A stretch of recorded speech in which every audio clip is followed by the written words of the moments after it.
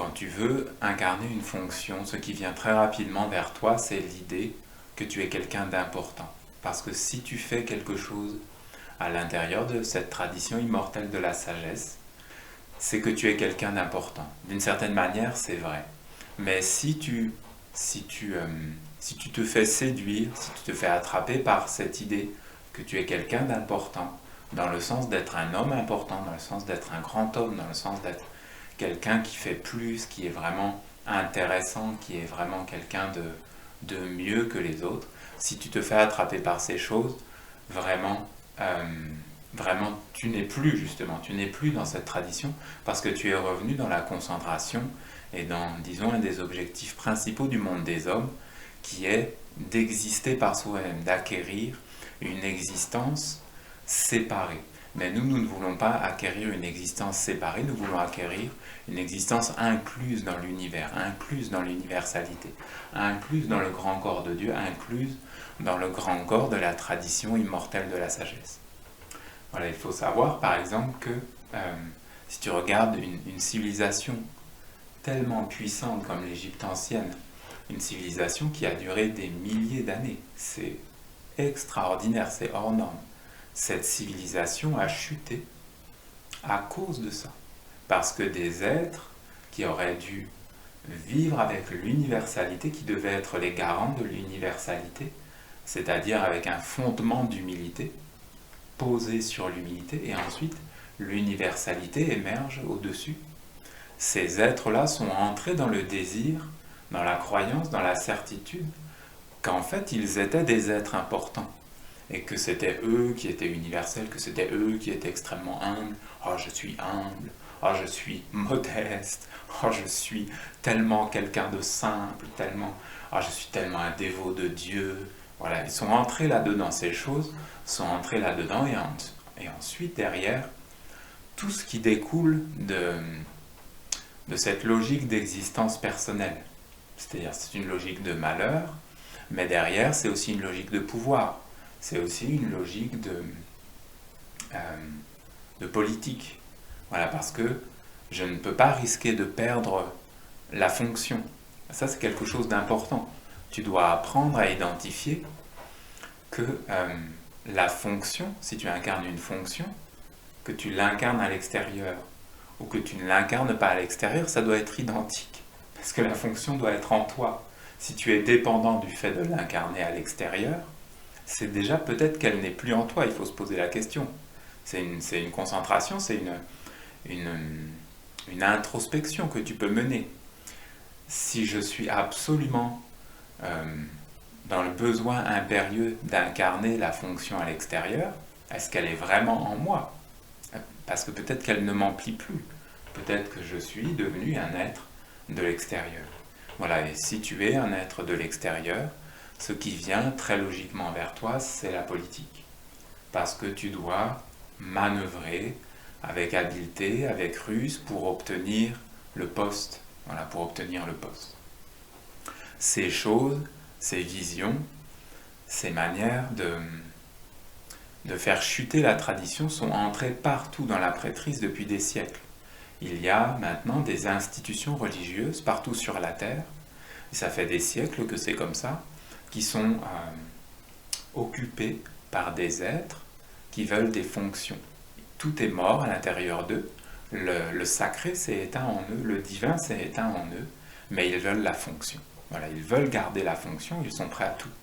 Regardez l'histoire, les prêtres, les rabbins, qui font tuer Jésus parce qu'ils ont peur de perdre la fonction. Ils préfèrent évacuer le prophète et garder la fonction dans la mort.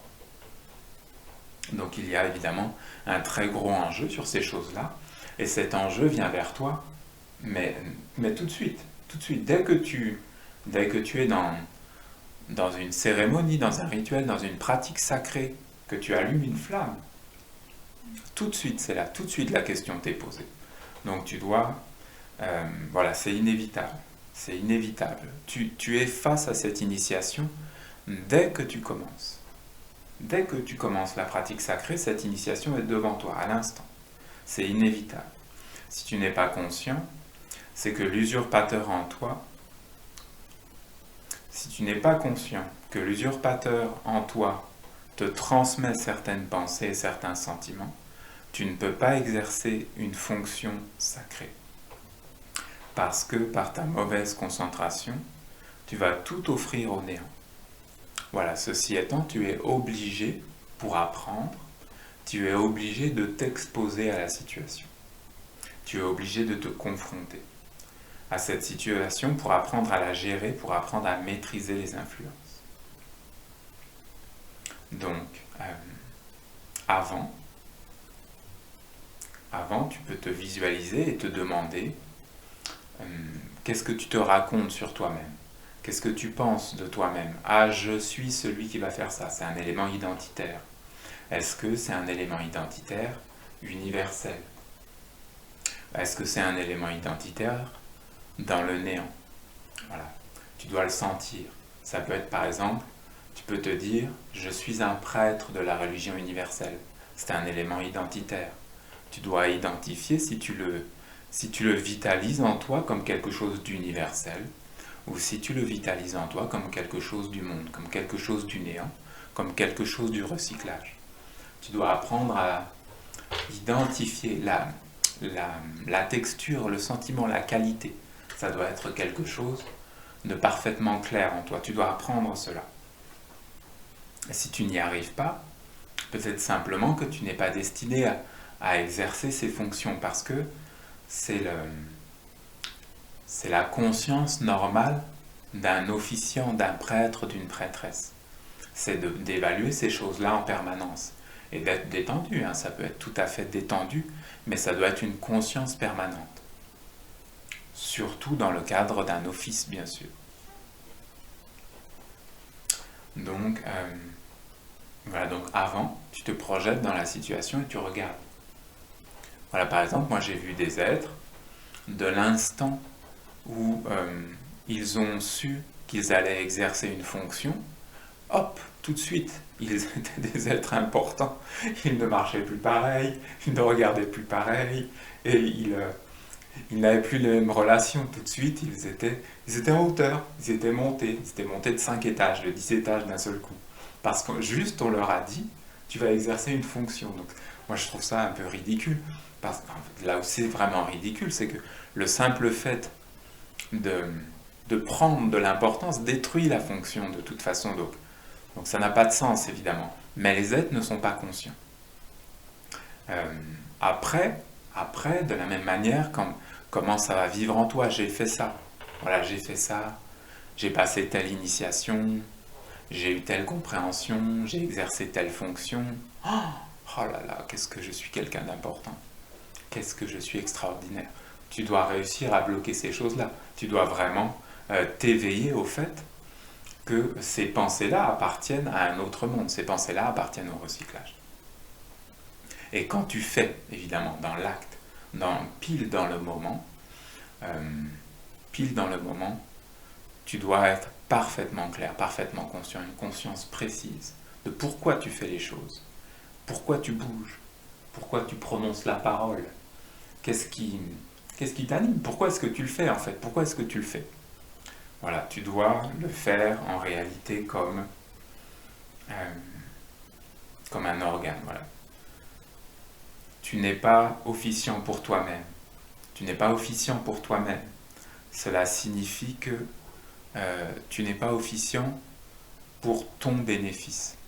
Si tu es officiant pour ton bénéfice, pour le moi mortel, tu alimentes le recyclage. Mais t'inquiète pas, le recyclage fonctionne très bien, tu n'as pas besoin de l'alimenter. Tu n'as pas besoin d'alimenter le recyclage. Il fonctionne très bien. Tu dois être officiante, ça peut être pour les femmes, bien sûr. Tu dois être une officiante, tu dois être une prêtresse, comme organe, comme une petite cellule dans un immense monde, dans un immense corps universel. Voilà, il y a un monde infini avec les étoiles, avec les planètes, avec les arbres, avec tant de choses. Et toi, à l'intérieur de ce monde infini, dans une harmonie parfaite, dans une continuité parfaite des étoiles, dans une continuité parfaite du vent, dans une continuité parfaite de tout ce qui existe et de tout ce qui vit. Toi, tu viens et tu allumes une flamme. Voilà, ça c'est la concentration. Et tu prononces une parole, mais ce n'est pas vraiment toi. C'est juste que tu donnes une continuité à un monde universel.